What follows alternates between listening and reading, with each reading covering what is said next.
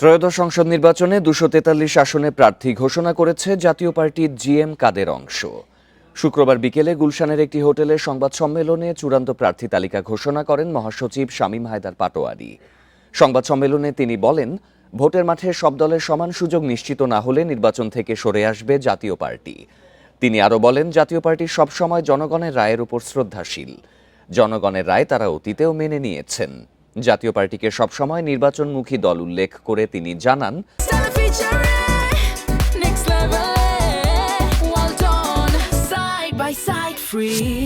জাতীয় নির্বাচন সুষ্ঠু, অবাধ ও অংশগ্রহণমূলক করার পূর্ব শর্ত হল সব দলের সমান সুযোগ নিশ্চিত করা। আইন শৃঙ্খলা পরিস্থিতি ঠিক রাখার দায়িত্ব অন্তর্বর্তী সরকারের, তবে সরকার তা যথাযথভাবে করতে ব্যর্থ হচ্ছে বলেও মন্তব্য করেন পাটোয়ারী।